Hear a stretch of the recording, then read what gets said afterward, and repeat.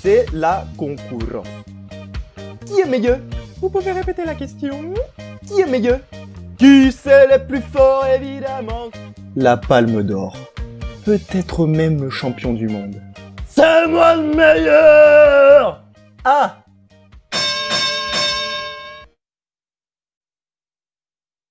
Mesdames, messieurs, l'heure est grave. L'heure n'est pas à la plaisanterie aujourd'hui.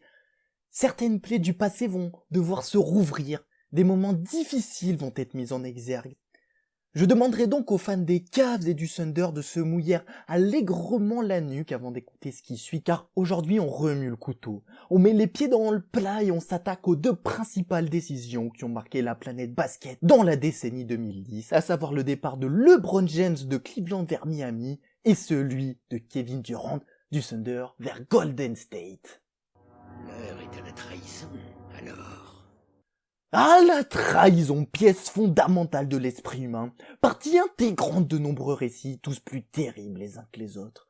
Judas trahissant Jésus, le roi Hamlet empoisonné par Claudius, Robert Ford tirant dans le dos de Jesse James, et évidemment le pire de tous, Scar qui trahit Mufasa, traumatisant au passage toute une génération. Mais la caste des grands traîtres est réservée à ceux se retournant vers la main qui le nourrit, le mentor, le père, comme Brutus tuant César, tout coucoué mi fili, disait César dans son ultime soupir, voyant Brutus parmi ses assaillants. Mort qui traversa le temps comme celle de Marion Cotillard dans Batman. Pour d'autres raisons, évidemment. Pas de patricide pour LeBron James en 2010, mais bien un matricide après avoir planté un couteau dans le dos de sa maison mère, de sa ville natale Cleveland. Le tout salement devant 13 millions de téléspectateurs dans un show monté de toutes pièces et appelé avec humilité The Decision.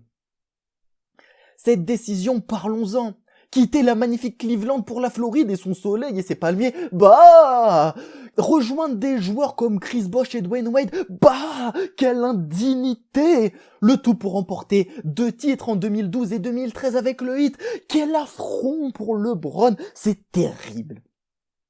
Quoi qu'il en fût, LeBron fut allègrement haï après être parti. Taxé d'opportuniste, d'arrogant, il lui fit surtout reprocher de ne pas avoir les épaules pour assumer son statut d'élu, de chosen one de la petite ville, de Robin des Bois du basket battant les gros pour apporter la lumière à la modeste Cleveland. Bah, bonjour la pression en même temps. On va pas lui en vouloir de prendre une petite pause après s'être battu pendant 7 ans à essayer de devenir l'élu avec Anderson Varejao à ses côtés. C'est facile de critiquer, mais l'élu c'est hyper fort quand même. Là, il y a de l'enjeu. C'est pas tout le monde qui peut être qualifié ainsi.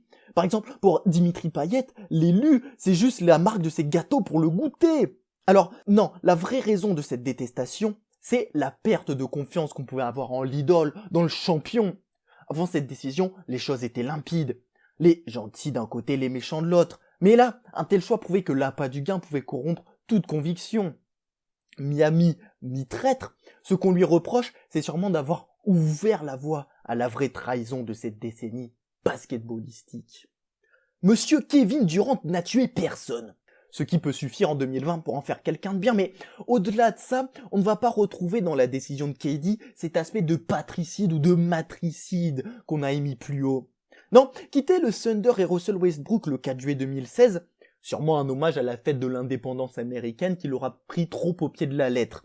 Ça aurait pu être au pire décevant, car après une saison d'exception ponctuée d'une défaite en 7 matchs face aux Warriors record de 73-9, il y a un peu un aveu d'impuissance, mais encore une fois, on n'en lui aurait pas voulu de quitter OKC pour les Wizards ou les Hornets.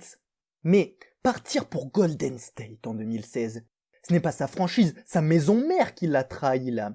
C'est le monde entier du basket.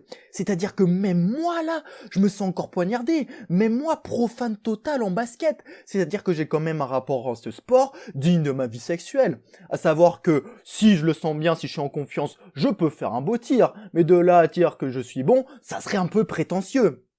Et pourtant je me sens trahi, car là c'est l'intégrité du sport qui est touchée.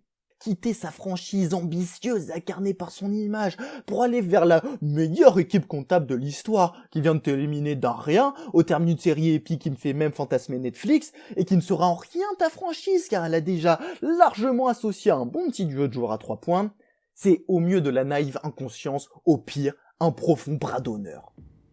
Alors bon ou mauvais choix, au fond, peu importe, car il reste qu'au fond, ces deux choix furent couronnés de succès sur un plan sportif. Et, au moment de faire un choix, il reste bon de nommer que l'un des deux a obtenu sa rédemption comme un symbole en 2016, et qu'ainsi, dans le trio LeBron, la Brute et le Durant, chacun semble à sa place.